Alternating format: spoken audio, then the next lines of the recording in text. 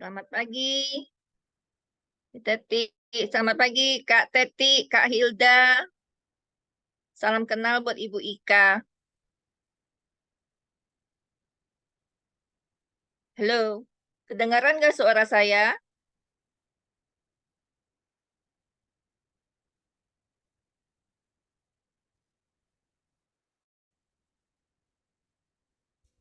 Ya, shalom. Shalom.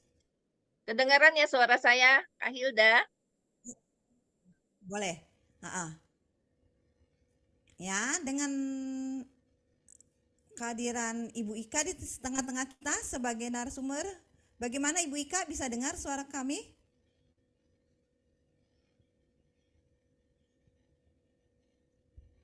Belum bisa kayaknya.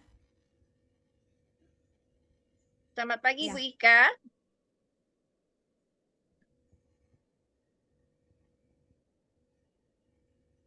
Ibu Ika dari daerah mana ya, Kak Hilda? saya juga kurang tahu nih. Mungkin sinyalnya ya ada masalah.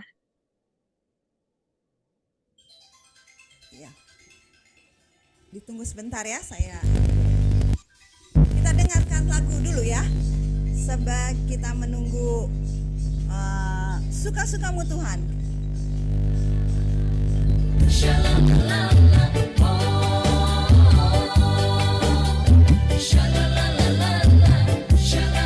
Pagi. Maaf sebentar, saya izin dulu sebentar ya. Nanti saya join belakangan ya. Bu Ika, Bu Ika pakai HP ya? Boleh di landscape HP-nya Bu. Di apa? Letaknya memanjang. HP-nya letaknya memanjang bisakah? Bu Ika suaranya masih di mute ya? Ya, makasih udah betul. Betul yang tadi Bu. Cuma suaranya Ibu masih di mute. Oh, jadi ini ya. Nah, ya udah begini aja nggak apa-apa. Halo, udah? Nah, iya, iya. Iya. Ya, udah. Makasih. Maria nanti tolong running dulu ya. Benar ya. Thank you.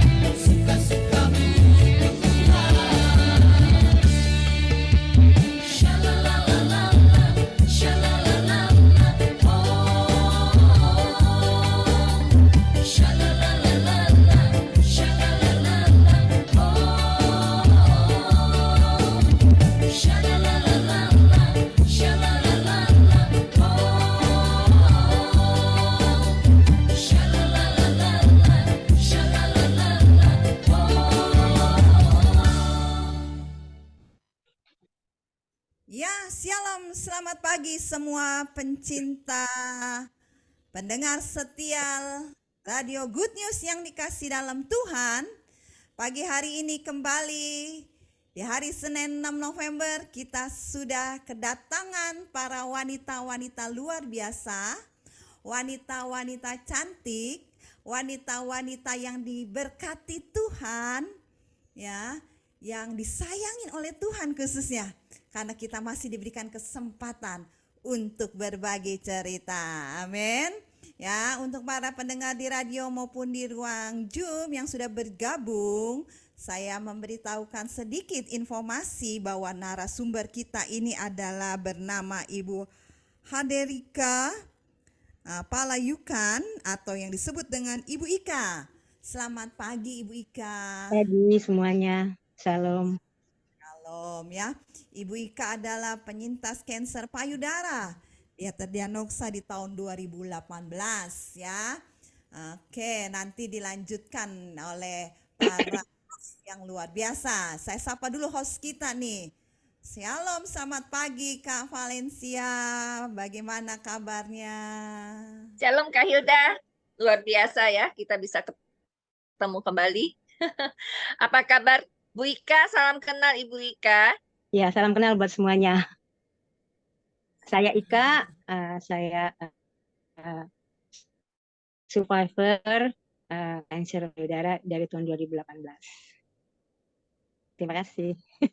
Iya. Siapa yang akan open? Saya sapa Kak Teti dulu nih. Siapa Iya. Kak Teti? Wah, mungkin masih sibuk nih ya. Oke, dengan tidak berlama-lama lagi karena waktu 1,5 jam kalau sudah diberi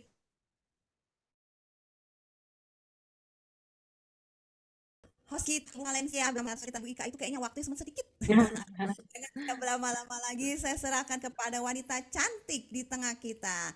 Silakan Ibu Kak Valencia ambil Ya. alih. Terima kasih Kak Hilda. Shalom semua pendengar setia Radio Good News dimanapun Anda berada saat ini yang sedang mendengarkan program Orkestra. Obrolan ringan seputar kesehatan dan kesejahteraan kita bersama. Hari ini pasti semuanya tambah sehat, tambah semangat ya untuk menjemput berkat yang masih di jalanan. Hati-hati di jalan. Semoga tidak terhalang dengan kemacetan lalu lintas ya. Hari ini hari Senin. Kita hari ini sudah kehadiran seorang ibu bernama Ika Palayukan. Saya panggilnya Ibu Ika ya.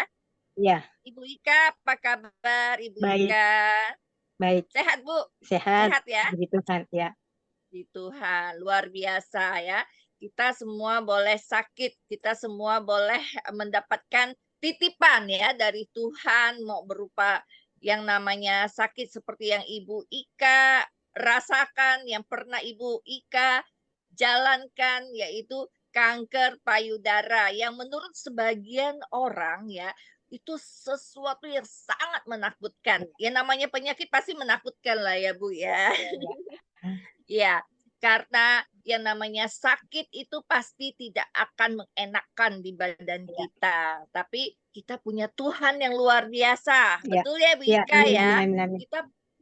Kita punya Tuhan yang luar biasa. Makanya ada istilah yang namanya ora et labora. Kita harus bekerja tapi kita berdoa ya. Jadi berdoa dan berusaha itu yang harus kita lakukan sebagai insan di dunia ini. Siapapun, apapun agamanya, kita tetap harus berdoa. Kita punya pencipta.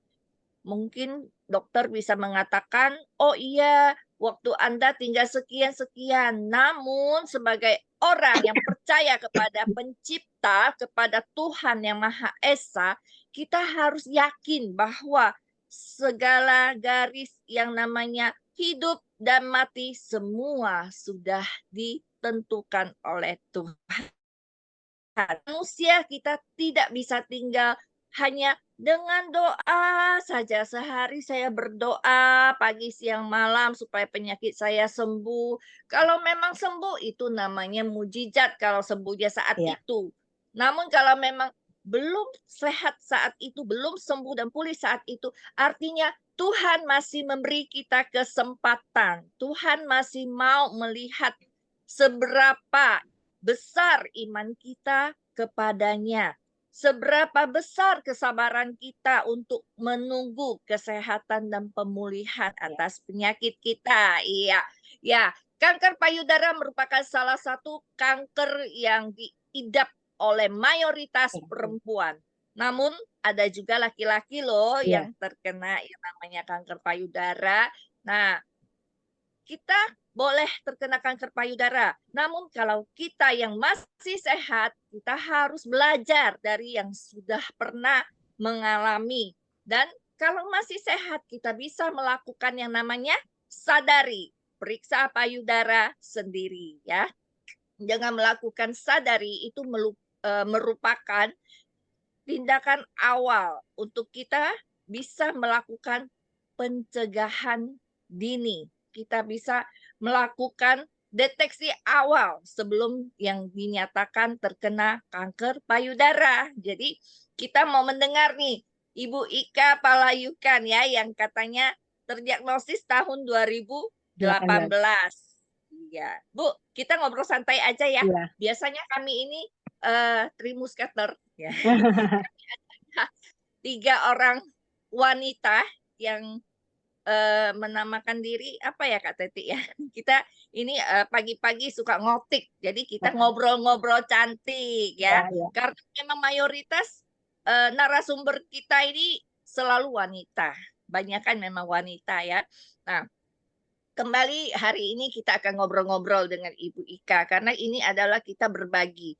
Ibu Ika sudah menerima hadiah ya, merupakan satu kesembuhan, pemulihan ya. Saat ini Ibu Ika mau berbagi kepada kita semua pendengar setia orkestra. Iya, Bu Ika, kita sebentar lagi kita akan mendengarkan cerita, mendengarkan kisah di balik dari sakit yang namanya kanker payudara yang Ibu Ika Palayukan alami ya.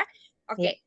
Teman-teman semua, sahabat pendengar radio Good News, Anda juga nanti bisa berinteraksi ya. Nanti setelah ini kita punya sesi untuk bisa bertanya kepada Ibu Ika ataupun menanggapi apa yang telah Ibu Ika sampaikan ya.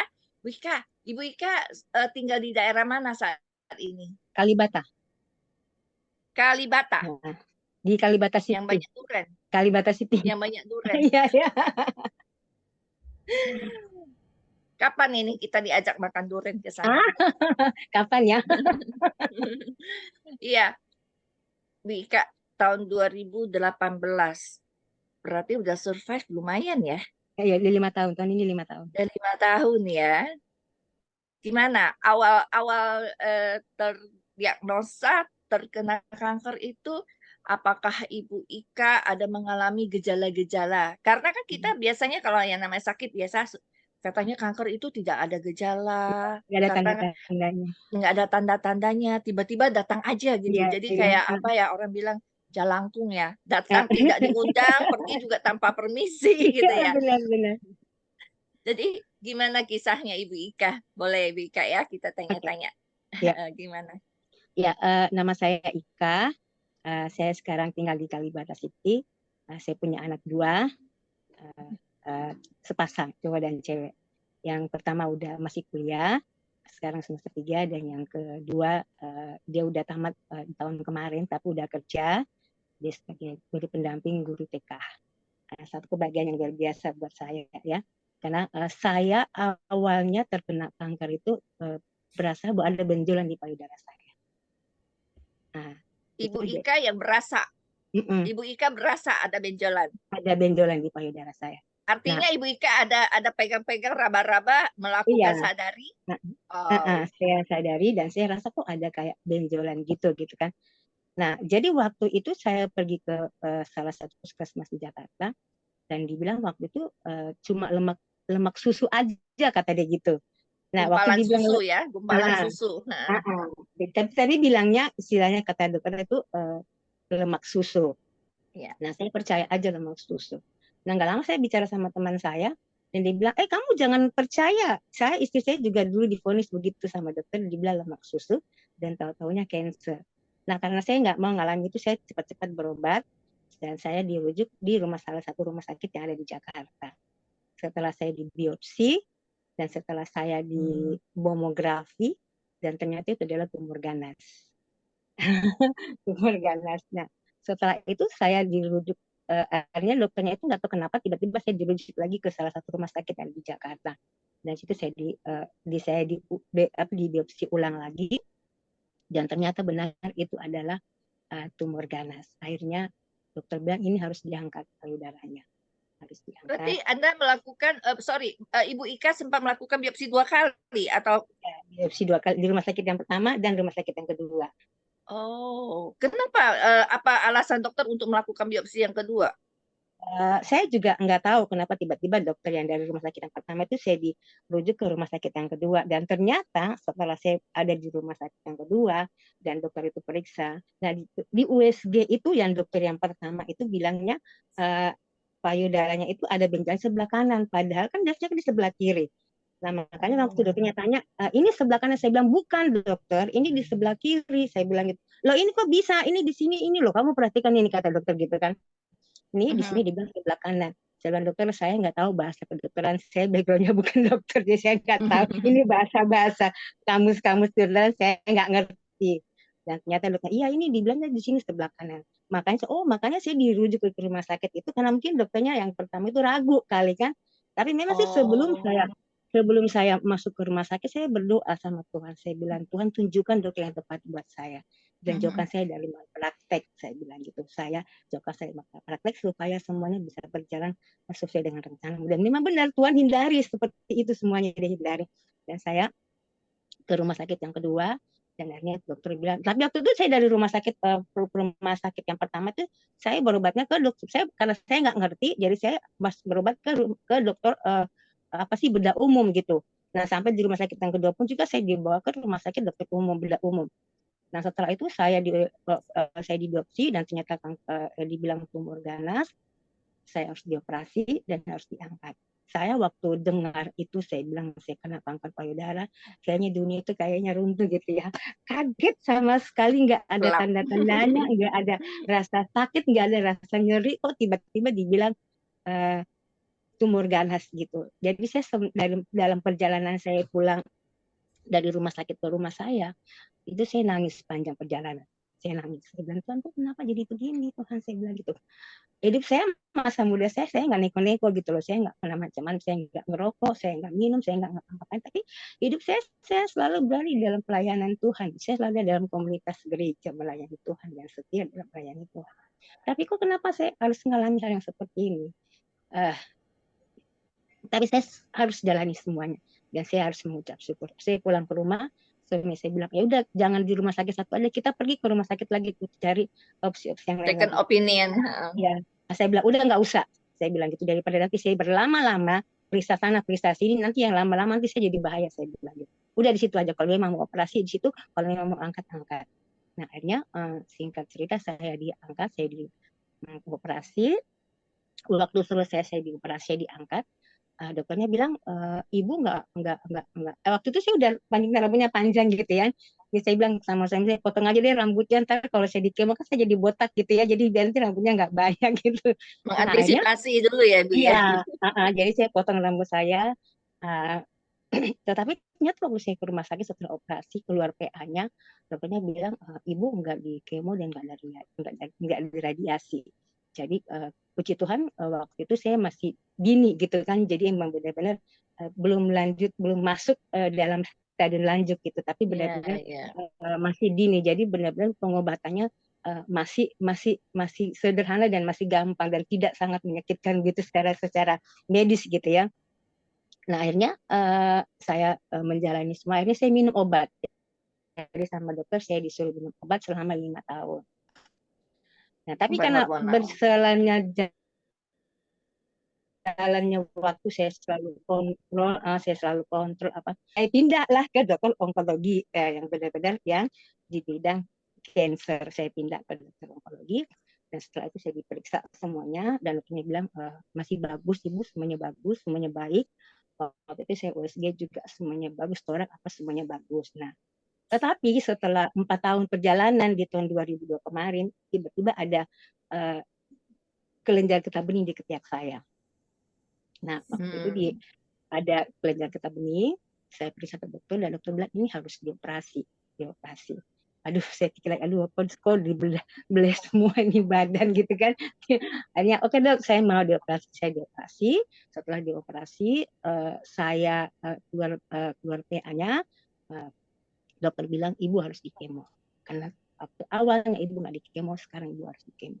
puas gitu ada di kemo. Di kemo itu saya sudah kebayang itu efeknya apa, ininya apa. Karena saya juga masuk dalam satu komunitas cancer, jadi saya banyak tahu tentang efek-efek daripada kemo itu kayak gimana gitu. Saya berpikir panjang, saya lama, saya waktu tiba-tiba teman saya bilang, ayo Kak, semangat, ayo kemo, kata dia gitu. Kemo untuk menuju sehat. Kemo biar kansernya kabur. Kemo biar kamu bisa sembuh. Ingat kamu punya anak 2 orang. Nah, waktu itu saya kena cancer, waktu itu anak saya masih kelas 2 SMP. Yang pertama masih kelas 2 SMP. Nah, saya bilang, ya udah deh, saya kemo, saya mau sembuh. Saya bilang, saya ingat anak-anak saya.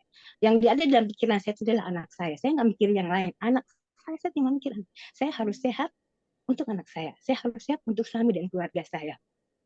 Saya menjalani kemo, waktu itu saya menjalani kemo yang pertama, saya ingat banget di tahun 2002, itu tanggal 17 Agustus pas.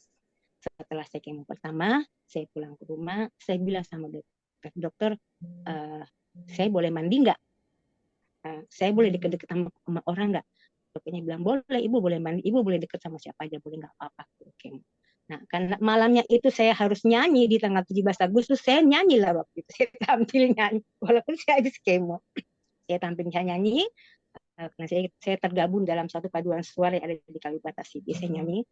Malam sekitar jam 9 malam, saya ngerasa badan saya udah mulai lemas. Akhirnya saya pulang cuci muka, saya mandi, saya langsung tidur. Besoknya baru saya ngerasain efek dari kemo itu gimana.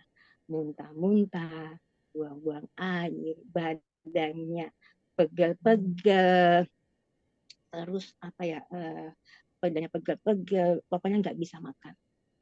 Makan sedikit muntah, makan sedikit muntah, makan sedikit muntah. Saya cerita sama teman saya, aduh badan saya jadi nggak apa, badan saya kok pegal-pegal ya. Terus perasaannya itu kayak nano-nano gitu, kayak nggak, kayak perasaannya itu kayak nggak menentu gitu. Udah rasa sakit, buang-buang, aduh, benar-benar aku ngerasa ini adalah benar-benar yang sangat menyiksa banget buat saya. Tapi teman-teman saya yang selalu ada di komunitas, ayo Kak semangat. Kamu harus makan. Pokoknya nggak ada pantangan makan-makan apa aja. Selama kamu masih di kemo. Makan aja, makan. Saya makan, muntah. Saya makan, muntah. Saya makan, muntah. Tapi saya selalu minum air. Saya selalu minum air yang banyak. Berselang 4 hari saya di kemo, tiba-tiba ada kayak benjolan merah di sini. Badan saya semuanya kayak merah. Merah. Waktu udah gitu, saya minta anak saya foto dan saya kirim ke dokter saya. Saya bilang, dokter kok badan saya kok merah-merah, ini kenapa? Saya bilang gitu. Nah akhirnya sama dokter saya disuruh minum obat. Obat ini, saya minum obat itu, dan setelah saya minum itu, benjolan dan merah-merah itu hilang semuanya di dalam leher saya hilang, dan dokter bilang, nanti ibu kontrol ya. Iya dokter, nanti saya hari Jumat saya kontrol. Nah setelah hari Jumat saya kontrol dan terlihat, dokter bilang, ibu itu semua itu badannya hitam-hitam, itu merah-merah itu karena ibu ada alergi sama obat. Jadi makanya dia agak merah-merah gitu. Setelah lewat dari 10 hari, saya aman tuh. Udah enak saya rasa. Kemo yang kedua dan ketiga, waktu itu saya ngerasa badan saya cuma pegel-pegel aja. Pegel-pegel, saya udah nggak muntah-muntah lagi, saya udah nggak mual lagi. Cuma apa sih? Cuma mual-mual aja, tapi kalau muntah enggak. Setiap kali kalau saya mau kemo, saya mau jalan ke rumah sakit, saya cuma bilang begini, Tuhan, hari ini saya mau kemo. Biarlah obat yang masuk di dalam tubuh saya melalui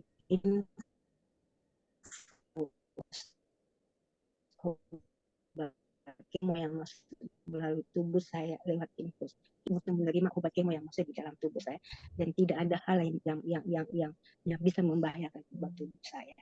Saya cuma berdoa begitu sama Tuhan. Setiap pagi saya selalu bernyanyi lagu pujian Tuhan. Saya nyanyi lagu yang waktu Tuhan yang terbaik, itu benar-benar lagu yang sangat menguatkan buat saya. Nah, saya menjalani waktu itu, saya masuk ke dokter, waktu itu saya mau kemo keempat. Ketemu sama teman-teman yang lain yang bilang lah, Mbak Ika sekarang kemo yang keberapa? Saya bilang hari ini saya kemo keempat. Mbak, saya kemo yang kelima, saya nggak bisa jalan, katanya gitu. Badan saya makin sebelah. Terus saya bilang gitu, aduh, saya nggak lagi saya nyesel kamar mandi. Aduh, waktu saya dengar itu secara terusan saya mau menjalani kemo, saya takut. Tapi saya bilang, saya punya Tuhan yang luar biasa. Saya bilang, Tuhan, saya hidup bukan berdasarkan apa kata orang. Saya hidup berdasarkan kata firman Tuhan dan kebenaran firman Tuhan. Apapun yang dikatakan setiap orang, setiap kata-kata firman aku tolak dalam nama Yesus. Dan itu tidak akan berlaku buat saya. Saya bilang begitu. Saya akhirnya menjalani kemo yang keempat. Masuk hari yang ketiga itu badan saya pegal-pegal banget. Sakit banget. Itu sakitnya beda dari yang pertama dan kedua, yang ketiga yang saya rasakan. Sakit yang keempat ini benar-benar saya sakit banget. Jadi waktu itu saya kan tidur di bawah lantai, dipasang kasur di lantai, dan saya bekerja di sini. Jadi saya tidur, jadi kalau setiap kali saya mau keluar apa, saya bisa langsung atau sama-sama. Tapi waktu itu saya ngerasa kalau badan saya sakit dan pegal banget. Akhirnya betis suami saya berjepit. Karena saya sakit banget, saya nggak tahan, saya berjepit. Maka saya bilang, mami sakit sekarang, papi saya lebih sakit, saya bilang gitu. Dia turun dari kursi, saya tarik rambutnya, saya gigit tangannya, karena saya udah nggak tahan gitu yang sakit yang saya rasakan waktu kemo yang keempat itu. Saya bilang gini, mami sabar ya, tapi saya sakit loh, sakit banget tuh, saya nggak bisa tahan, saya bilang gitu. Akhirnya waktu itu saya mau ke kamar mandi, karena anak saya udah lagi ujian, dia lagi online ya waktu itu, saya dulunya online. Terus sama saya lagi masak. Karena nggak ada orang yang saya bisa minta tolong, saya mau kamar mandi, saya nggak bisa jalan, hanya saya ngelangkah masuk ke kamar mandi. 2 hari saya ngelangkah ke kamar mandi. Jadi saya nggak bisa jalan gitu. Jadi benar-benar saya ngelangkah ke kamar mandi, keluar pun juga saya ngelangkah. Waktu saya keluar dari kamar mandi, saya diem. Saya duduk di kursi, saya cuma bilang begini, saya tidak boleh begini. Saya harus lawan cancer. Saya harus hadapi cancer. Saya nggak boleh kalah sama cancer. Tapi saya mau tetap bisa kalahkan dia. Saya bilang gitu, saya bilang, Tuhan, teman-teman saya nggak ada yang datang ke saya. Tapi saya percaya Tuhan ada dalam hati saya. Sakit penyakit yang saya alami untuk hari ini pun saya tahu bahwa semua seizin dari Tuhan. Jadi saya nggak boleh ngeluh, saya nggak boleh marah, saya nggak boleh nyalain siapa-siapa. Ini semua karena seizin Tuhan. Kalau Tuhan tidak mengizinkan saya untuk kena cancer, saya tidak akan bakalan kena cancer. Tapi karena Tuhan izinkan saya, maka saya kena cancer. Tubuh ini bait Allah. Tubuh ini adalah bait Allah. Tuhan bertanggung jawab atas tubuh saya. Tuhan memulihkan tubuh saya. Tuhan memberikan kekuatan buat saya. Saya bilang gitu. Akhirnya saya bisa menjalani. Saya bisa menjalani semuanya. Akhirnya saya duduk, saya berdoa, dan saya menyembah Tuhan. Saya berdoa, saya bilang, Tuhan, walaupun orang-orang meninggalkan saya, walaupun orang jauh dari saya, tapi Tuhan tolong jangan kau tinggalkan saya. Jangan kau jauh dari saya. Karena kalau kau jauh dari saya tidak ada apa-apanya. Tidak ada artinya buat saya. Tapi Tuhan tetap tinggal bersama-sama saya. Situ saya berdoa, saya menyembah Tuhan. Dan saya mendapatkan ketenangan dalam hati saya saat itu. Saya bisa tenang, saya bisa tidur dengan tenang. Walaupun badan saya masih pegal banget. Tapi setelah itu saya baca di satu buku di dalam komunitas, dia bilang begini, kalau badan kita pegal-pegal, pakai salonpas saja. Saya bilang gini, emang bisa pakai salonpas? Salonpas kan panas. Sementara kita kan cancer, kita nggak boleh kena panas-panas gitu ya. Kalau kena kan bahaya, saya bilang. Enggak kan, jangan beli yang panas, beli yang adem. Akhirnya saya pakailah, saya beli yang adem. Dan emang benar, saya pakai 2 hari pegelnya hilang gitu ya, Bapak Ibu. Hilang pegelnya. Dan saya merasa tenang juga sih waktu itu. Saya tenang, lewat dari 10 hari, akhirnya saya sudah tenang gitu. Jadi kemo itu 2-8 hari itu adalah benar-benar sangat menyiksa. Daripada itu kita udah normal lagi seperti manusia biasa gitu, nggak kenapa-kenapa lagi. Nah, masuk kemo yang kelima, saya kontrol ke dokter. Dokter bilang, kamu rasain apa selama di kemo? Dokter, aku nggak bisa jalan, aku ngerangkak ke kamar mandi, saya bilang gitu. Ya udah, saya kasih kamu vitamin ya, kata dokternya. Ya udah dok, tapi pakai BPJS ya, saya bilang gitu. Karena biasanya kalau BPJS kan kalau vitamin kan nggak ditanggung ya. Tapi pakai BPJS ya dok, iya kata dia gitu. Nah akhirnya saya pakailah minum, saya pulang ke rumah 2 hari. Itu sempat saya ketemu sama teman saya juga, dia bilang, Baika, kemo yang kelima itu adalah kemo yang paling sangat menyiksa buat kita. Bila kita cancer saat kita di kemo. Oh ya udah, terima kasih. Saya cuma bilang, saya hidup bukan berdasarkan apa kata orang, tapi saya hidup berdasarkan kata firman Tuhan dan firman Tuhan. Aku tolak semua kata-kata sia-sia di dalam nama Yesus, itu tidak akan berlaku dalam hidup saya. Udah, saya jalanin. Saya masuk kemo yang kelima, saya bilang lagi, Tuhan biar obat yang masuk di dalam tubuh saya bisa mengalir dengan baik dan tubuh saya bisa menerima dengan baik setiap obat yang masuk di dalam tubuh saya. Masuk kemo yang kelima, saya minum vitamin, saya minum obatnya, nggak ada pegel-pegel dalam tubuh saya. Saya bilang, Pak, kok ini kok udah hari ketiga kok badan saya kok nggak pegel-pegel ya? Biasa aja, normal biasa. Iya ya, biasanya dulu udah kerusak-kusuk, tapi ini nggak ada sama sekali. Nah, tetapi di hari yang ke-9 saya tidak bisa bernafas. Tiba-tiba sesak. Dalam keadaan sesak, saya bilang, tapi saya nggak bisa nafas. Hah? Sini. Nah, kebetulan suami saya di gereja, dia adalah tim pendoa untuk healing ya, untuk kesembuhan. Dia langsung peluk saya dan dia doain saya. Saya bilang, saya bisa nafas. Terus tiba-tiba saya ambil HP saya share di grup saya bilang, teman-teman saya nggak bisa nafas. Terus saya WA juga sama dokter, saya bilang, dokter saya nggak bisa nafas dong, saya sesak nafas. Dokter saya bilang, udah kamu cari rumah sakit yang terdekat, kamu pergi ke sana, atau kalau nggak kamu langsung ke rumah sakit yang ini ya. Iya dok, saya bilang gitu. Tapi teman saya selalu nyangka, Ika kamu tarik nafas, saya tarik nafas, karena tiba-tiba normal kembali. Terus saya duduk dan tenang, kata saya mau dibawa ke rumah sakit nggak? Saya bilang nggak usah, saya udah bisa nafas. Beneran? Saya bilang, iya beneran. Tadi teman-teman saya ajarin saya harus tarik nafas. Udah nggak apa-apa, Papi tenang aja. Nanti kalau ada apa-apa, saya bilang sama Papi. Benar nih, Mi? Iya benar, nggak usah ke rumah sakit, udah tenang. Ya udah, saya doain kamu lagi, didoain lagi sama saya. Nah, didoain, tapi ternyata di hari yang berikutnya lagi saya kena sariawan. Aduh, saya bilang ini efek dari kemo udah mulai satu-satu saya ngerasain. Panas Saya udah mulai, soalnya. iya, saya sudah mulai sariawan. Dan bilang lagi dokter saya, dok saya sariawan dok. Ya kamu minum obat ini. Ya dok, makasih udah. Masuk kemo yang ke-6, yang terakhir, karena saya waktu itu di kemo 6 kali ya. Masuk kemo yang ke-6, tiba-tiba terjadi satu hal yang tidak menyenangkan buat saya. Tiba-tiba BPJS saya diputus dari kantor karena kebetulan saya udah pensiun tanpa ada pemberitahuan. Nah, saya pergi ke rumah sakit, dia bilang, ibu nggak bisa di kemo, BPJS-nya Sudah tidak berlaku. kamu belum bayar, karena belum bayar. Saya telepon ke kantor suami saya dan saya marah sama suami saya. Saya bilang, kalau saya sakit biasa diputus nggak apa-apa, ini saya makin. Saya pergi ke dokternya lagi, dia bilang, kamu nggak boleh, kamu harus di kemo. Kamu bisa tidak berfungsi baik kemonya ini. Saya bilang, iya. Saya kalau misalnya saya nggak di kemo percuma dong. Saya selama ini ngejalanin kemo yang pertama sampai yang kelima, saya udah ngerasain sakit, saya udah ngerasain yang nggak enaknya, terus tiba-tiba diputus, saya nggak mau. Akhirnya saya marah sama saya bilang, kamu ngomong sama kantor kamu. Kalau kamu nggak ngomong sama kantor kamu, saya datang ngomong di kantor kamu. Kenapa tiba-tiba diputusin tanpa ada pemberitahuan? Nah, pulang ke rumah, akhirnya saya ngomong sama kantor dan kantor mau, akhirnya dia bayar. Tapi saya bilang udah telat. Saya harus berjuang bagaimana caranya supaya saya bisa kembali. Saya pulang di rumah, saya langsung telepon bagian keuangan. Suami saya bingung, yang punya kantor siapa yang kerja, siapa yang masak. Tapi saya bilang, Mbak jangan begitu, saya mau di kemo loh. Saya kalau misalnya kontrol biasa, ibu putusin biasa, saya nggak kenapa-kenapa, saya mau di kemo. Saya bisa kolaps loh Mbak, kalau saya nggak lanjut kemo saya yang ke-6. Percuma saya menjalani kemo yang pertama sampai yang kelima, terus saya harus putus di kemo yang ke-6. Saya bilang, ibu mau bunuh saya? Oh enggak Bu, tapi jangan begini caranya, saya bilang gitu. Biasanya kalau dia pasien jangan dilakukan seperti ini. Tolong dikasih tahu kalau memang mau diputus. Saya udah ya tapi udah telat Mbak. Saya nggak boleh lagi ke klinik. Saya bilang gitu, saya harus ke dokter prakteknya langsung. Saya bilang gitu. Akhirnya saya ngomong lah sama dok, saya udah bayar BPJS. Gimana dok? Saya bisa nggak? Saya ke dokter, saya ke rumah sakit dokter.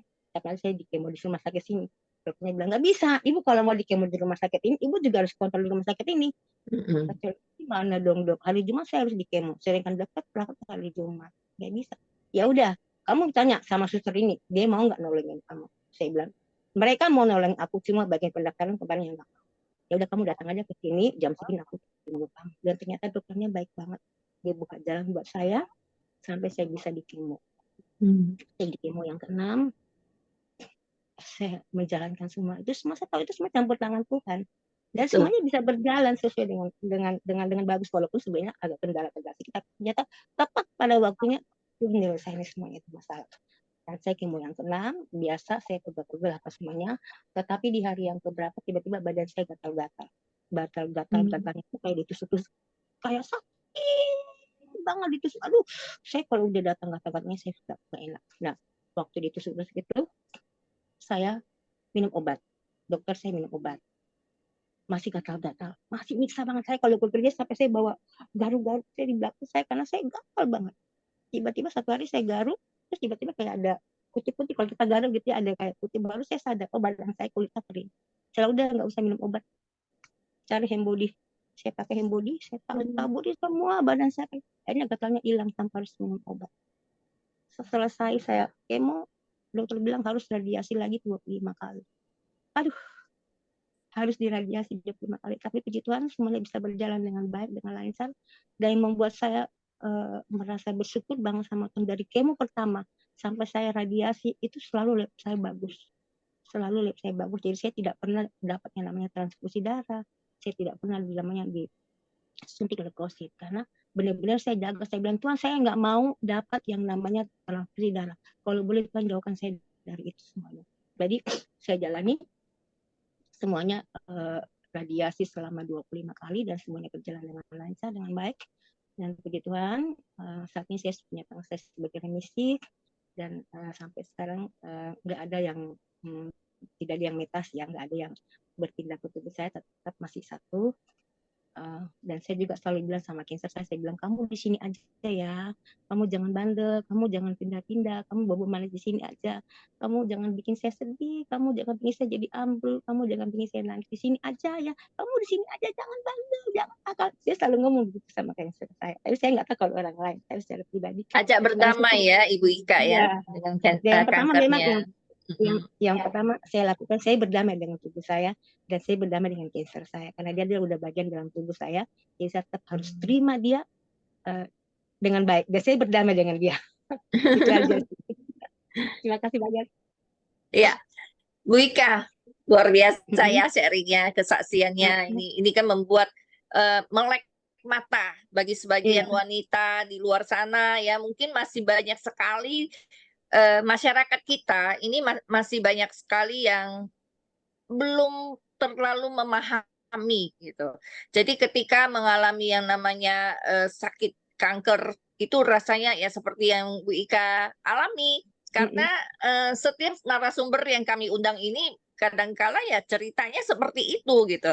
Awalnya terkena ini apa, terdiagnosis terkena kanker apapun ya, kalau kita kan umum kanker. Jadi ketika mereka mengalami itu pasti mereka merasa, aduh kenapa sih saya Tuhan gitu. Apalagi yang seperti Ibu sampaikan, Ibu Ika kan seorang pelayan Tuhan ya, giat di gereja untuk ini kan pasti ada sesuatu yang merasa jengkel gitu ya. Kayaknya kita kok kenapa sih, kenapa kok saya gitu, kenapa kok penyakit yang seperti ini yang saya alami, karena yang namanya kanker itu kan orang sudah berasumsi dengan tanda petik ini kan penyakit yang sangat-sangat serius. Ini adalah satu penyakit yang bisa langsung nggak kasih kita ulur waktu gitu kan istilahnya.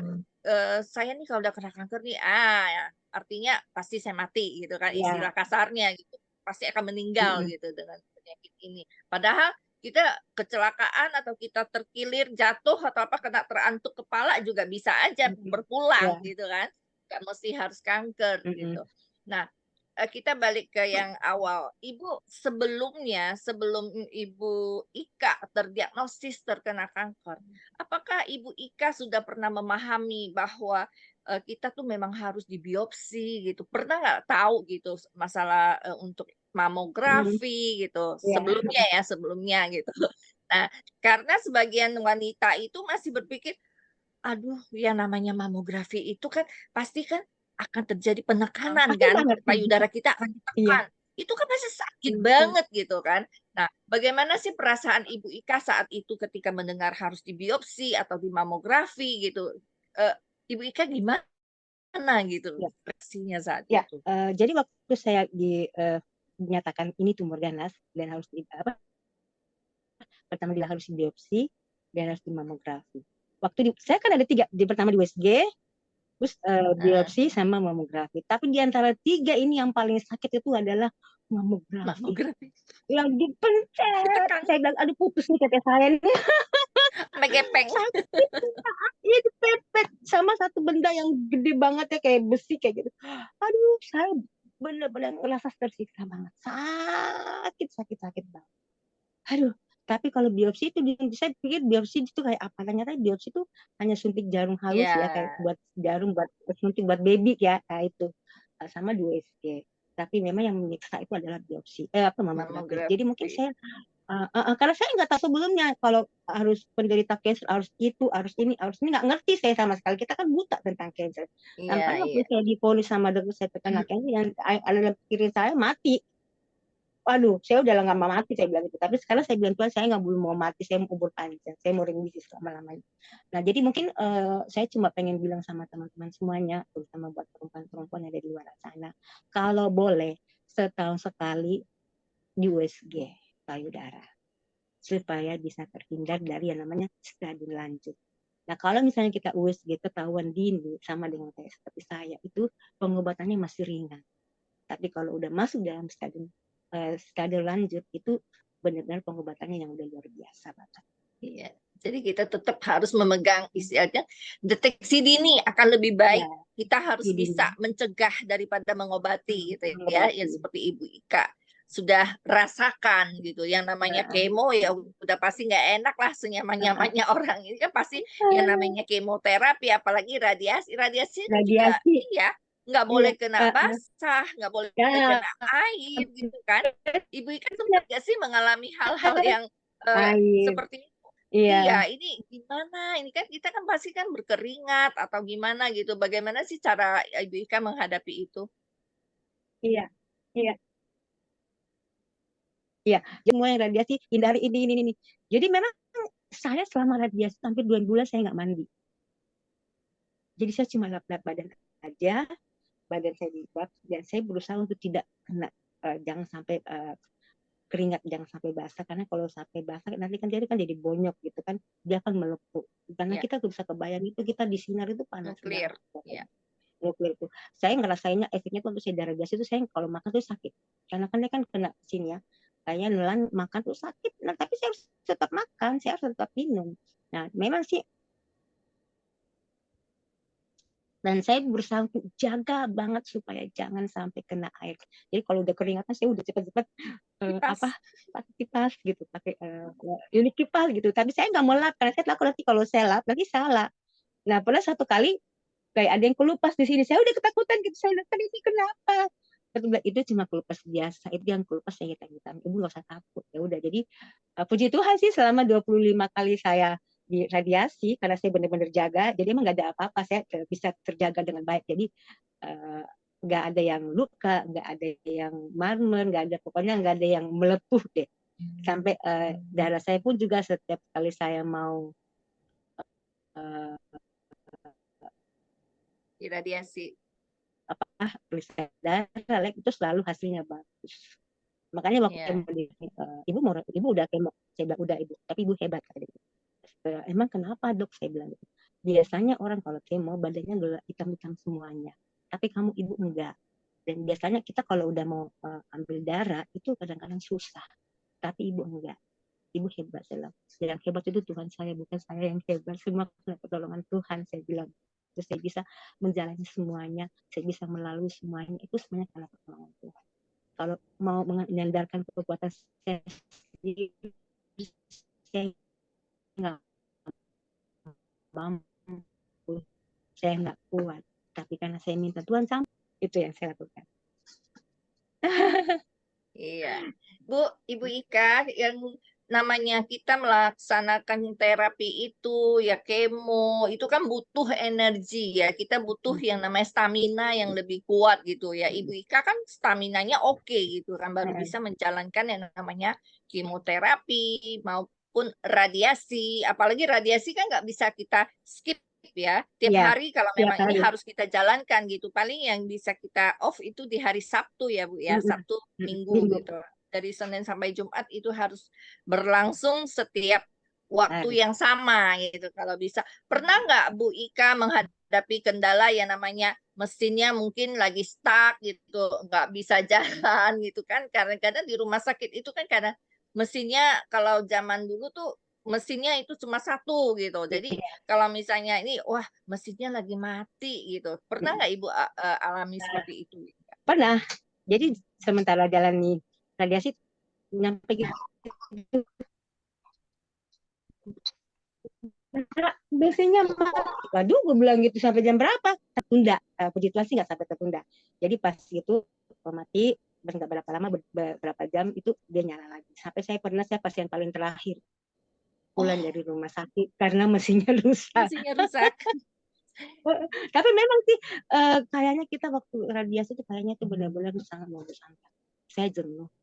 Uh, saya bilang saya cuma radiasi 15 menit, tapi nunggunya itu yang lama. Iya, betul. Dan yang membuat saya jenuh kan saya harus tiap hari ke rumah sakit selama 25 hari. Tiap hari rutin, nggak boleh enggak. Aduh, itu yang membuat kita menjadi boring banget gitu ya. Tapi mau nggak mau, suka atau nggak suka, kita harus jalani semuanya Betul. Dan supaya kita bisa. iya, tapi ada hikmah di belakang itu Iya, semua kan Bu iya, Ika. iya, Artinya mungkin di saat Ibu Ika melakukan radiasi tersebut, Ibu Ika bisa berkenalan dengan teman-teman survivor yang lain iya. ya, bisa bertemu dengan apa orang-orang yang pernah terkena kanker juga yang melakukan radiasi juga. Mungkin di situ juga bisa saling menguatkan ya Bu Ika ya. Iya. Ya saya waktu saya lagi radiasi, saya lagi duduk begini, terus tiba-tiba di depan saya ada cewek. Saya bilang, Ibu, mau nggak saya doain? Mau. Akhirnya kita berdoa sama-sama. Pokoknya kita sama iman ya, sama-sama. Saya doain. Terus pernah satu kali saya ketemu sama satu anak. Jadi dia didorong sama mamanya. Saya ngeliat, ini anak kok kayaknya kok nggak punya tanda-tanda kehidupan, tatapan matanya kosong. Saya bilang, Tuhan, dia pengen tahu dong anak ini sakit apa. Ada ki orang bertanya sama dia, Tuhan, gue pengen tahu. Waktu saya masuk ke dalam itu, tiba-tiba ada satu ibu bertanya, Ibu anaknya sakit apa? Katanya kanker tulang. Oh, kan kanker tulang. Saya bilang, Ibu udah mitas kemana aja? Mitas itu apa ya, Ibu? Waduh, gue bilang gitu. Waduh. Mitas itu apakah kansernya udah kemana? Oh, udah Bu, udah ke paru-paru.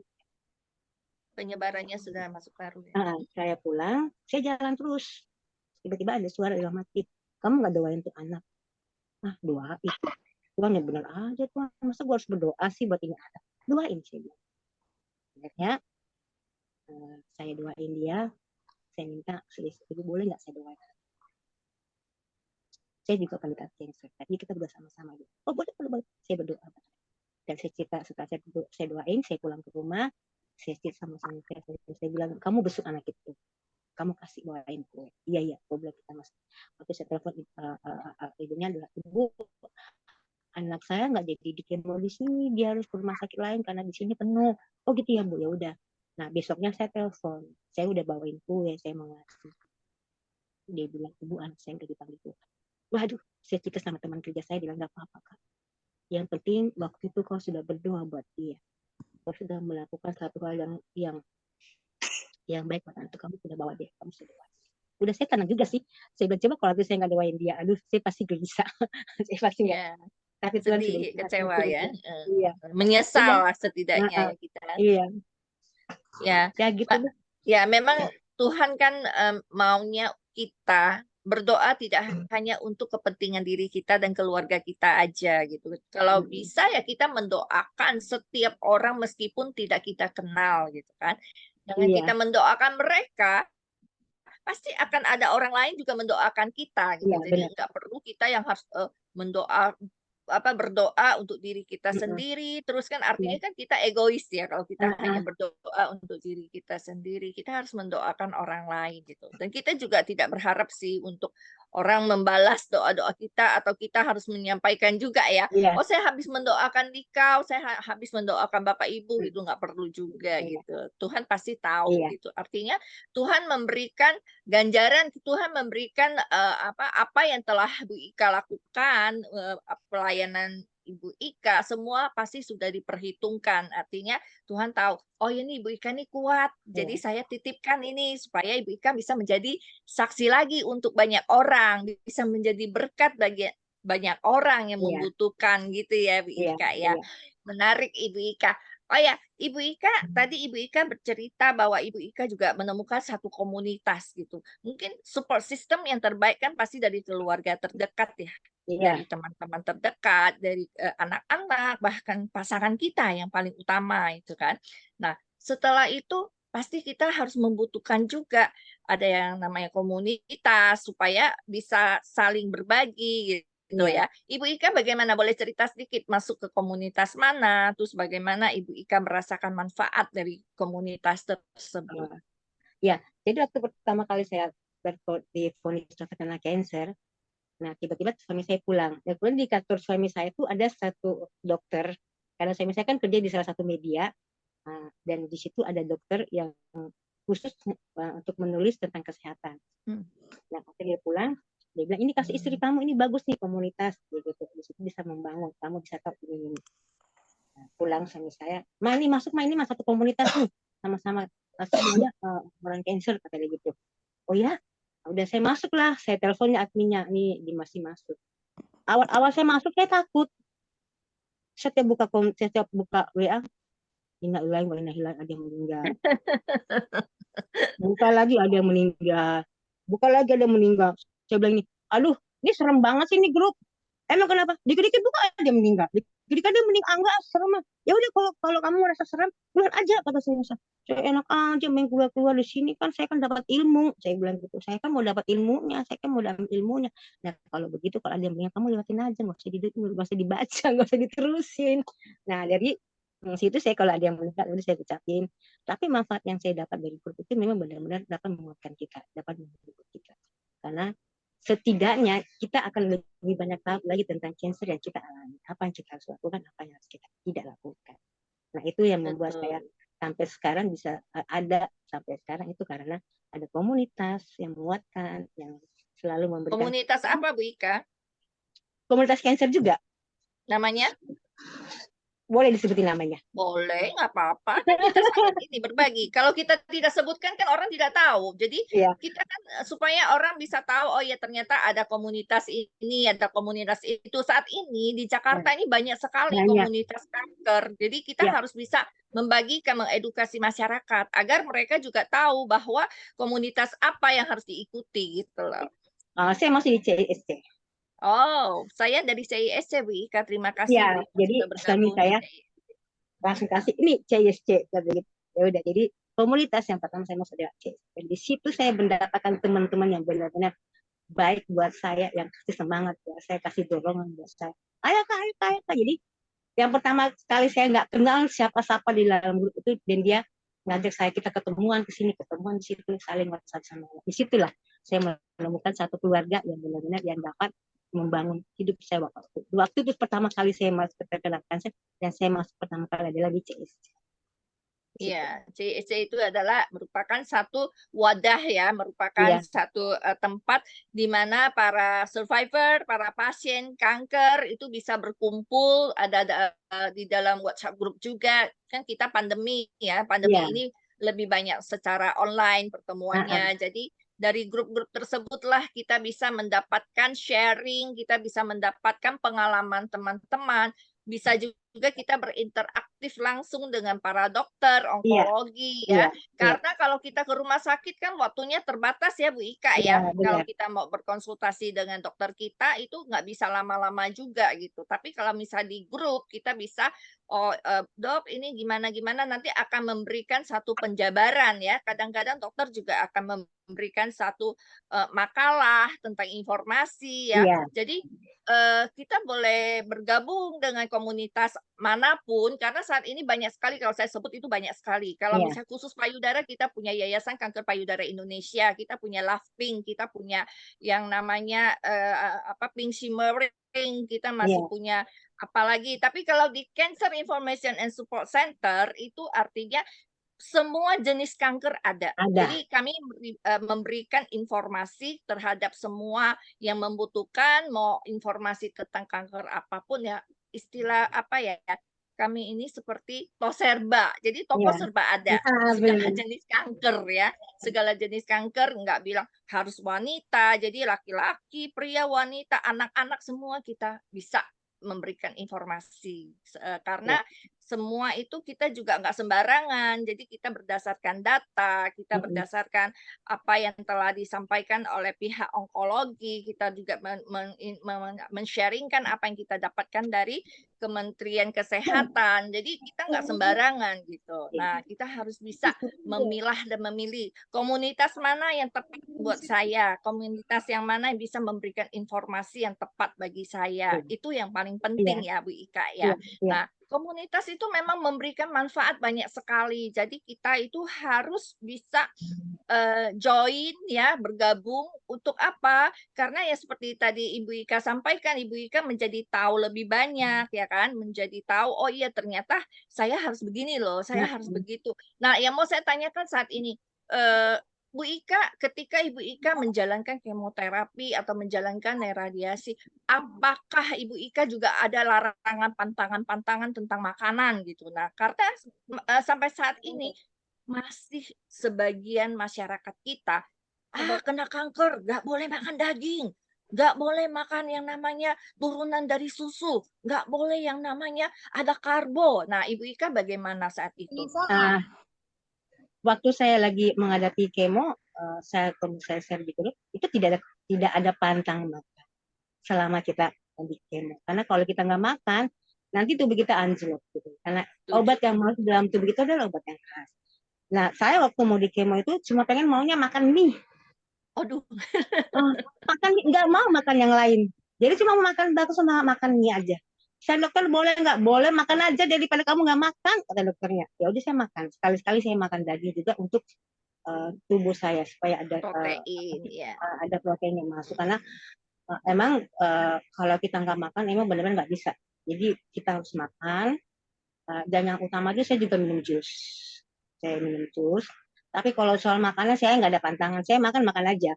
Nah, karena saya suka makan mie, maunya makan mie, saya selalu bikin mie goreng. Tapi saya lebih senang bikin mie kuah. Jadi judulnya pokoknya yang penting mie, mie goreng, Mie, mie kuah, mie nyemot, nah, pokoknya makan mie. mie Karena saya nggak bakar. mau makan, nggak bisa makan yang lain. Sampai saya di kemo nggak mau makan yang lain. Daripada saya nggak makan, bisa membahayakan tubuh saya, ya saya makan mie aja. Jadi saya olah sendiri, saya masak sendiri. Saya bikin mie ayam sendiri, saya bikin seblak sendiri. Bahkan kalau orang Manado bilang dia kalau makan buat brenebon itu kan saya kan bikin brenebon, tapi pakai ayam. Saya pakai mie, Bu Ika pakai dari mie. Manado kah? Saya Toraja, suami saya Manado. Oh, dari Toraja. Oh, saya pernah ke Toraja. Cuma Ya, saya Manado. oke, pernah juga sih ke Manado. Seru ya makanannya, makanan laut di sana ya, Ah, banyak seafood. ah, ah, ah, ah, ah. Iya, betul. Nah, Ibu Ika, kebalik lagi kita ini. Ibu Ika, apalagi dari daerah ya. Kadangkala kan kalau kita yang namanya kena sakit, apa pasti adalah sebagian dari keluarga kita, ya dari kawan-kawan kita, pasti ada yang merasakan, oh iya turut empati gitu. Coba deh ke ini yang bisa apa makan herbal-herbal gitu, yang bisa membuat kanker kamu lebih cepat kempes gitu. Pernah nggak mengalami seperti itu? Banyak banyak yang nawarin. Nih minum ini. Saya cuma bilang iya terima. Apalagi waktu saya di kemo. Minum ini Bu bagus. Saya bilang iya terima kasih banyak Pak. Saya medis aja. Ini bagus loh. Iya terima kasih banyak. Saya bilang gitu. Saya tolak. Ini bunga ini waktu saya lagi kemo telepon sama teman. Bu Ika minta alamat rumah dong. Saya pikir mau ngirimin makanan gitu. Iya, kenapa? Aku mau ngirimin kamu daun ini, daun apa dibilang tuh daun sirsak apa? Ini bagus buat Heeh. cancer. Saya cuma bilang terima kasih banyak ya. Saya lagi kemo, saya nggak boleh nyampur-campur yang lain. Saya medis aja ya. Ini bagus loh, Bu Ika. Makasih banyak. Saya medis aja ya, terima kasih banyak. Saya tolak. Malah ada teman saya marah. Kak, sini Kak, gua ajarin dulu Kak. Apaan? Nih, minum nih. Makasih banyak ya, saya medis aja. Ih, kagak percaya. Tante saya minum ini sembuh. Itu urusan tante kamu. Tapi kalau saya medis aja. Dan saya tidak mau yang namanya terapi. Saya dari sejak awal saya kena cancer sampai sekarang, kalau ditawarin apapun yang namanya terapi, saya selalu tolak. Saya nggak mau. Saya tetap selalu mau medis aja. Karena yang saya tahu saya, pengobatan cancer itu cuma 3 operasi, kemo, radiasi juga daripada itu nggak bisa. Jadi saya menjalankan secara medis, saya nggak mau yang neko-neko. Itu aja. Iya, jadi sebetulnya ya pendengar radio orkestra, kita kalau misalnya yang udah dinyatakan terkena kanker, kanker itu kan penyakit yang serius ya, Bu Ika Iya. ya. Nah, kita sudah punya medis yang baik, medis yang bagus ya, yang setiap hari akan bertambah terus ilmunya para dokter ya, orang-orang pintar itulah dokter-dokter karena mereka kan belajar juga nggak singkat waktunya ya, Iya. panjang waktunya. Jadi kalau kita melalui medis pun kita bisa dilakukan yang namanya USGK ya, kemudian ada yang namanya PET scan, apa MRI, itu semua kan kita bisa fokus gitu Iya. kepada sakitnya kita gitu. Kalau kita yang namanya minum herbal itu kadang-kala kan perjalanannya juga lama gitu kan. Herbal itu sih bagus buat tubuh kita, namun harus digunakan dengan bijak juga. Iya. Mungkin setelah kita melaksanakan yang namanya terapi, kita sudah selesai pengobatannya kita, herbal kita boleh. Saya juga suka minum jamu kayak kunyit asam ya, seperti apa beras kencur. Nah, itu kan memang Iya. bagus gitu.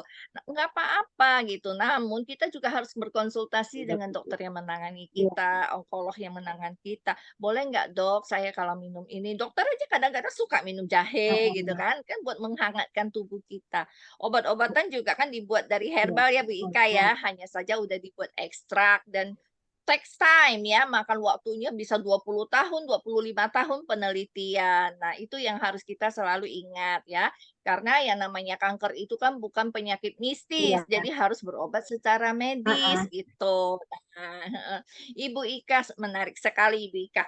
Bu Ika, sekarang Ibu Ika sudah kembali pulih, sudah kembali sehat gitu. Bagaimana dengan pelayanan kembali lagi nih, pelayanan untuk di gereja gitu. Apakah Ibu Ika mendapatkan sesuatu hikmah dari sakit penyakit yang Ibu Ika alami untuk Ibu Ika bisa memberikan kepada orang-orang di sekitar Ibu, terutama para jemaat gitu. Iya. Sekarang sama-sama saya misalnya kembali melayani di gereja untuk kesembuhan. Jadi saya memang pengen merangkul khususnya wanita-wanita yang terkena kanker payudara. Dan saya banyak temui juga beberapa banyak wanita-wanita yang sudah kena kanker payudara. Saya banyak doain juga mereka. Saya banyak kasih masukan juga buat mereka. Dan saya selalu buat para wanita-wanita yang muda-muda, saya selalu ingatin mereka. Apalagi di gereja tetap harus fokus untuk USG satu sekali, apalagi kalau Anda bekerja. Jangan sampai nanti setelah divonis dokter kena kanker payudara, Anda bilang, wah dunia seakan-akan runtuh buat saya. Tapi kalau saya selalu bilang, kanker tidak membuat dunia menjadi runtuh. Kanker tidak membuat orang jadi mati. Yang penting kita menjalani semuanya terapi dengan baik, percaya Tuhan akan kasih umur panjang. Makanya saya selalu bilang sama teman-teman, usahakan dalam setahun sekali tetap harus ada yang namanya USG untuk bisa jaga kita. Dan kalau pelayanan sih saya tetap selalu berfokus khusus buat wanita-wanita aja. Gitu ya. Ya, memang kita ya itulah sesuatu itu terjadi bukan sesuai dengan apa yang kita maui, kita inginkan gitu kan. Sesuatu terjadi itu artinya Tuhan melihat kesungguhan hati kita. Tuhan ingin, oh iya Bu Ika menjadi perpanjangan tangan Tuhan untuk bisa membagikan ya seperti saat ini kita bisa berbagi edukasi terhadap masyarakat ya kan. Jadi dari pengalaman Ibu Ika mungkin kita bisa memetik, oh iya ternyata ada pelajaran-pelajaran yang berarti buat kita gitu. Nah, Bu Ika selama Ibu Ika menjalankan yang namanya proses pengobatan kemo ya, menjalankan yang namanya terapi untuk radiasi gitu. Ada sebagian dari pasien-pasien yang terkena kanker payudara itu mengalami yang namanya golden hand. Nah, apakah Ibu Ika ada mengalami ini? Ada pertanyaan dari Ibu Teti, bagus sekali ya. Ibu Teti menanyakan itu, apakah Ibu Ika ada mengalami yang namanya golden hand? Artinya tangan kita nih udah nggak boleh nih kerjain apa, nggak boleh ngangkat beban sampai 3 kilo gitu kan? Iya, semenjak itu kita kita harus jaga ya, yang namanya berat itu kita harus jaga. Jadi kita tidak boleh angkat berat benda yang beratnya lebih dari 2 kilo. Dan saya menghindari itu. Kalaupun saya ke rumah ponakan, kan kadang-kadang kan gendong cucu ponakan gitu ya, saya duduk, tapi saya nggak ngangkat, saya duduk. Dan dulu saya juga jualan makanan online, tapi setelah saya diangkat Geta Beningnya di sini, saya udah nggak jualan lagi karena nggak boleh terlalu banyak bergerak, nggak boleh terlalu banyak melakukan kegiatan-kegiatan. Jadi tangan saya sebelah kiri. Jadi saya tetap jaga, saya tetap lindungi. Kalau ini adalah emas buat saya yang harus dipelihara, Golden itu hand. aja sih.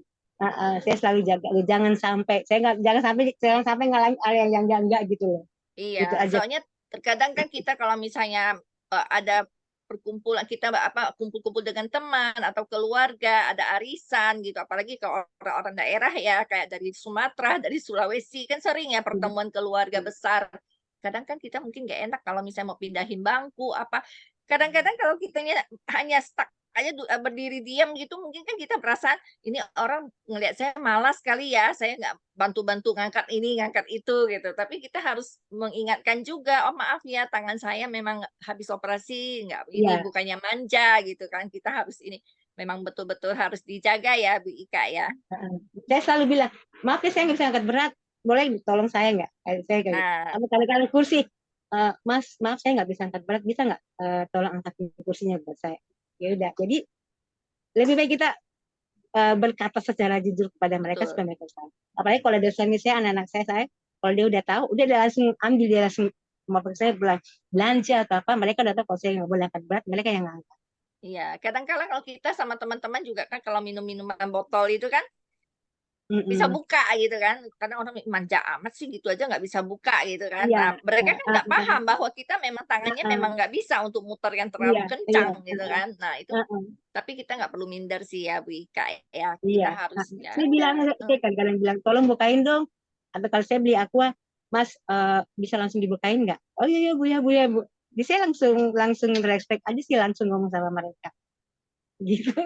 Jadi biar mereka juga tahu gitu memang harus diberikan bantuan gitu ya. Ya Iya, teman-teman iya, orang kena kanker ya kita yang survivor ini yang di dalam komunitas kanker kita tidak minta dikasihani ya kan. iya, Kita hanya benar. minta disemangati itu yang Mm-mm. harus kita Dimengerti. selalu kita sampaikan kepada masyarakat, bukan minta dikasihani. Kadang-kala ada orang berpikir, ah ini dia kan orang sakit kanker, dia kan kasihan ya gitu. Sebetulnya nggak usah sampai begitu juga ya. Tapi kita tetap minta disemangati gitu. Nah kemudian kita juga minta masyarakat bisa mengerti gitu. Kondisinya kita ya kan Iya. beda ya dengan orang-orang yang normal gitu. Udah pasti berbeda lah gitu. Kadang-kala yang namanya teman-teman karena mereka sayang dengan kita, mereka perhatian dengan kita. Lu jangan makan itu kan bisa menyebabkan kanker. Itu kanker lu jadi menyebar loh. Itu kanker lu tambah parah loh. Mas coba dulu Bu. Ya, itu yang harus kita ingatkan juga gitu sebenarnya kepada teman-teman semua. Jadi orang-orang survivor ya kan, sebenarnya kita harus mengukur bagaimana diri kita. Sayuran kita tahu tuh baik buat tubuh kita. Kita harus bisa makan sayur yang banyak, boleh. Tapi tidak sampai berlebih-lebih, ya Iya. kan?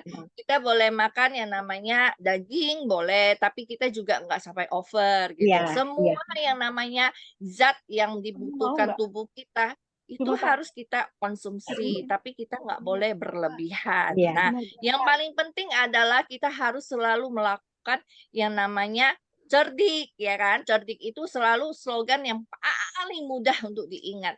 Bahkan sekarang para dokter ya, para pelaku medis semua selalu mengingatkan juga kepada para pasien harus cerdik. Kenapa? Cerdik itu adalah terdiri dari C. Nah, Ibu Ika udah tahu ya pasti ya, C-nya apa Bu Ika? Ada lupa. Nah, ya nggak apa-apa. Kita ingat cerdik. Bahwa kita sebagai survivor, kita sebagai pasien, kita harus belajar cerdik. C itu adalah ceklah kesehatan secara berkala. Tadi Ibu Ika bilang kita 1 tahun sekali kalau bisa kita melakukan yang namanya mamografi, USG, ya kan? Kita bisa melakukan PET CT scan. Nah, kita juga bisa yang mulai dari yang ringan-ringan ya, tes kolesterol, terus kemudian cek asam urat karena tubuh kita itu pasti akan memberikan kita sinyal. Tubuh kita itu pasti akan memberikan tanda-tanda. Ketika saya merasa leher saya di belakang kok kayak berat ya, sakit gitu. Nah, kita cek kolesterol Iya, kita, iya, trigliserid kita, ya kan, iya, iya. asam uratnya Heeh. kita. Ketika kaki kita mulai kayak ya kok bengkak, kok sakit gitu kan. Itu yang Kan harus kita bangun oleh lain, lakukan. mau kamu bangun dulu Sorry, bagus. maaf host, tolong mute dong Ibu Lucia.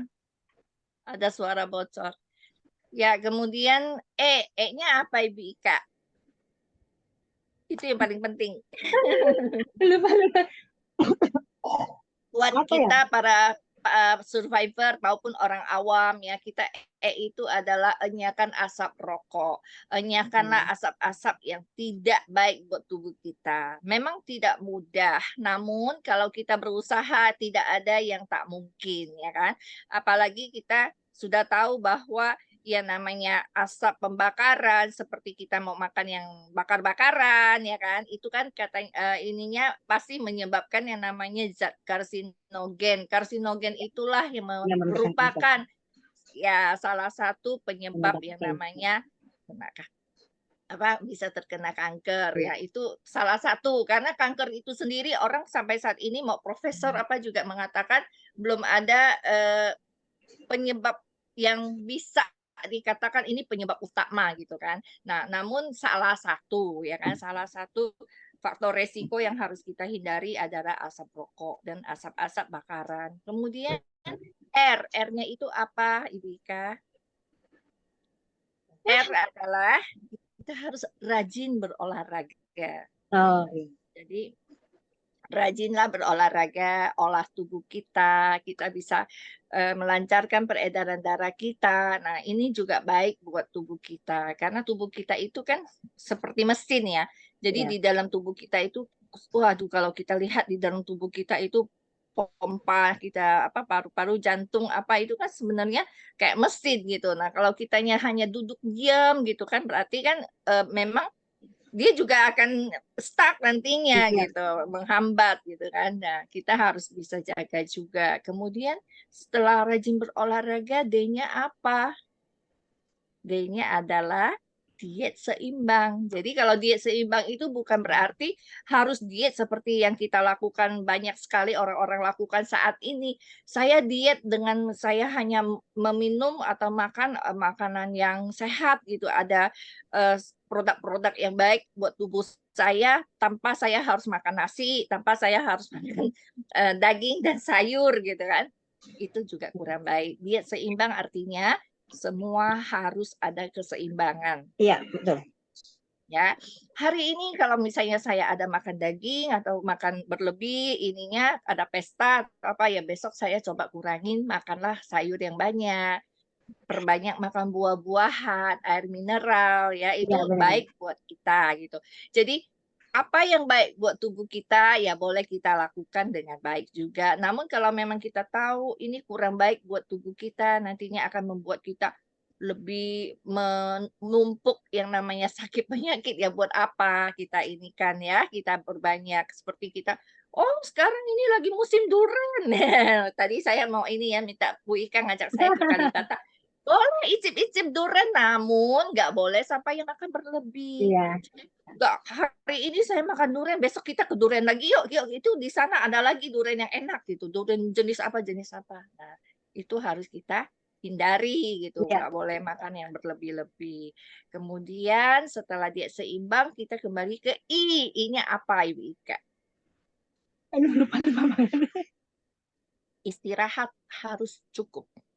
Jadi kita kalau istirahat nggak cukup, itu juga akan menghambat metabolisme tubuh kita. Itu juga akan membuat kita tidak se-fit yang kita mau, stamina tubuh kita itu harus kita jaga dengan beristirahat yang cukup. Iya. Kalau memang malam kita waktunya istirahat, waktu tidur ya kita tidur. Nggak kita harus main gadget, main HP sampai tengah malam. Bangunnya siang, itu artinya kan kita memutar balik lagi. Malam jadi pagi, pagi jadi malam. Nah, kita kan bukan kalong ya, Wika ya. Iya. Jadi kita harus istirahat yang cukup. Kemudian K-nya apa Wika sih kira-kira? Aduh. Kalau K ini faktor resiko yang sangat-sangat membuat orang nggak cuma sakit kanker. Sakit apapun itu pasti berasal salah satunya itu karena K itu. K adalah kelola stres. Jadi kita harus bisa mengelola stresnya kita. Apa sih stres itu? Stres adalah ya kadangkala kita nggak bisa menerima apa masukan orang. Bagaimana kita menghadapi orang-orang yang mungkin mereka nggak suka dengan kelakuan kita. Ya, kalau memang ada seperti itu ya kita mulai mengoreksi diri kita. Kita kan manusia, nggak ada yang sempurna ya. Iya. Kita kalau sempurna bukan manusia lagi namanya. Hanya Tuhan yang sempurna di ini ya, yang kita tahu gitu. Manusia itu tidak ada yang sempurna. Jadi kita harus bisa memikirkan hal-hal baik tentang orang, berpikir positif tentang orang. Kita harus bisa mengelola batinnya kita, mengelola pikirannya kita. Sesuatu yang baik harus kita tingkatkan. Sesuatu yang baik harus kita bagikan. Kalau memang kita tahu sesuatu itu tidak baik buat orang, umpama nih, mendengar sesuatu tentang teman kita. Lo tau gak si Maria itu kan orangnya gini. Langsung kita tanpa tunggu waktu langsung disampaikan. Emang lu bilang begini. Nah, akhirnya kita jadi kepikiran kan. Wah, kurang asem ini si Tati. Kenapa dia ngomongin saya ya kayak gini. Padahal dia begini-gini. Nah, akhirnya apa? Timbullah yang namanya di dalam tubuh kita molekul-molekulnya itu mulai bereaksi gitu kan. Nah, itu juga bisa menjadi yang namanya faktor resiko. Kita bisa yang namanya terkena sakit penyakit. Nggak cuma kanker ya, Bu Ika ya. Jadi Iya. kita hidup ini kan semua orang bilang life is short. Artinya hidup ini pendek, singkat. Kita nggak tahu kapan kita berpulang. Kita nggak tahu kapan Tuhan manggil kita. Dan kita nggak pernah tahu bagaimana cara Tuhan memanggil kita. Mumpung masih ada waktu, mumpung masih ada kesempatan ya Bu Ika ya. Jadi Iya. kita bisa melakukan hal-hal baik dan tetap lakukan yang terbaik. Ibu Ika senang sekali bisa kenalan dengan Ibu Ika. Ibu Iya, Ika ada nggak sih sesuatu yang mau disampaikan kepada pendengar Radio Good News, kepada teman-teman yang hadir di Zoom pada pagi ini sebagai closing statement dari Ibu Ika? Ya, mungkin tadi saya sudah beberapa kali bilang ya, khusus buat para wanita, kalau boleh setahun sekali kita harus cek payudara kita harus USG atau lakukan sedini mungkin pemeriksaan sadari ya, itu mungkin yang perlu. Terus kalau misalnya kita ketahuan kita udah kena cancer, kita jangan pernah merasa berdosa, kita jangan pernah merasa, wah dunia saya hancur nih, wah dunia saya ini runtuh. Enggak, tapi semuanya hadapin, jangan tenang, mengucap syukur, karena kita tahu bahwa di balik apa yang kita hadapi semuanya ini ada rencana Tuhan yang indah dalam hidup kita. Jadi berdamailah dengan diri kita sendiri, berdamai dengan kita sendiri, berdamai dengan sakit kita, penyakit kita harus berdamai. Jadi jangan pernah lelah melakukan hal-hal yang positif kalau boleh. Lakukan setiap saat, apalagi buat teman-teman yang belum menikah di atas 30 tahun, yang tidak punya anak, ya itu tetap harus rajin-rajin untuk periksa. Itu aja sih. Ibu Ika senang sekali bisa mendengarkan sharing-sharing, mendapatkan satu kekuatan ya buat kita semua yang mungkin dari pihak keluarga atau dari tetangga, sahabat, ada yang terkena kanker saat ini juga ya kan. Oh iya nih, lihat no, dengerin dari orkestra, ternyata ada loh ibu yang kuat gitu, ibu yang masih bisa menjalankan, akhirnya tetap survive, kan begitu ya Bu Ika ya.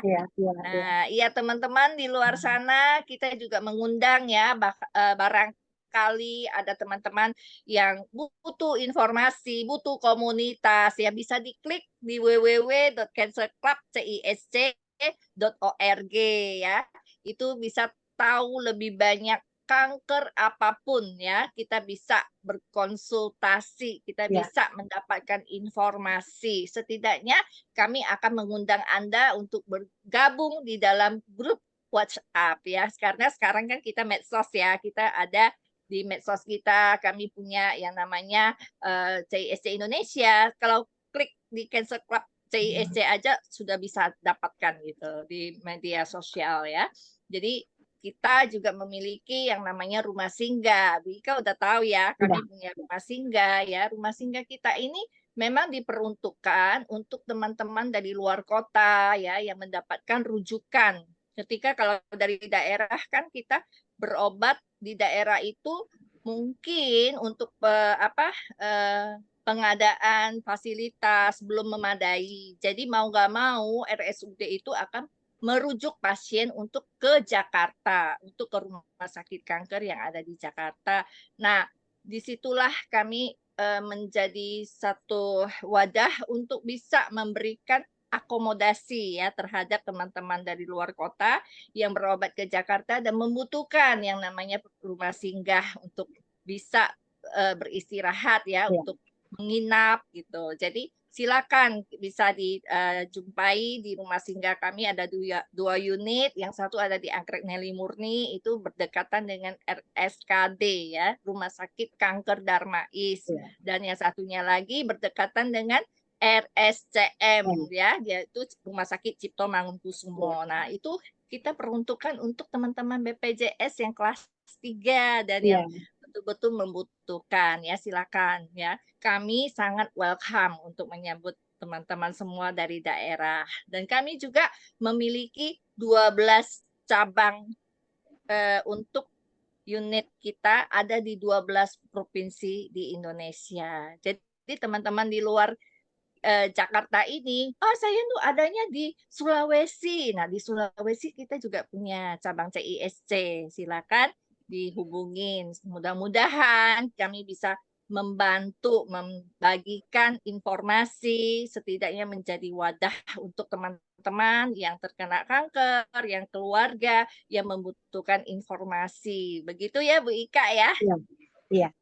Iya, memang kita yang namanya berbagi itu kan tidak boleh putus. Kita tidak mungkin bisa jalan sendiri. Kita juga berterima kasih ya kepada Radio Good News GSCA ini yang selama ini selalu menyokong kita untuk bisa menjadi perpanjangan untuk memberitahukan kepada masyarakat luas bahwa ya kita punya loh komunitas kanker ya, pasien kanker untuk kita bisa saling berbagi. Ya, terima kasih sekali lagi Ibu Ika Paluyukan. Semoga tetap semangat, tetap sehat dan mau selalu berbagi berkatnya kepada masyarakat ya. Nanti kami tunggu, nanti kita offline ketemu. Ada acara kita, nanti kita ketemu ya Bu Ika ya. Makasih. Terima kasih, saya Valencia Maria. Saya serahkan kembali kepada Kak Hilda. Oke, terima kasih Kak Valencia. Terima kasih untuk Ibu Ika yang sudah berbagi ilmu.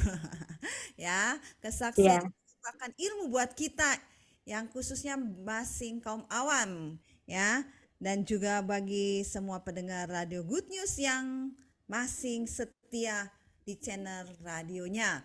Nah, Ibu Ika, Ibu Kak Valencia, Kak Teti dan semuanya ya, kita tetap mensyukuri atas apa yang Tuhan izinkan terjadi dalam kehidupan kita. Amin. Ya. Saya sebagai pendamping survivor ya, saya pendamping suami waktu dalam menjalani pengobatan. Saya angkat jempol untuk suami saya angkat jempol untuk Kak Valencia, untuk Ibu Ika, untuk Kak Teti, semuanya, dan Ibu Lucia dan semua yang ada di Ibu Ida juga. Ya, kalian is the best. Kalian disayangi Tuhan. Kalian dipakai Tuhan, dipilih Tuhan. Tadi Kak Valencia katakan. Terus jadi berkat dimanapun kita berada. Oke, untuk mengakhiri pertemuan kita, dengarkan satu pujian yang mengatakan hidupmu berharga bagi Allah. Ya, selamat menikmati pujian ini.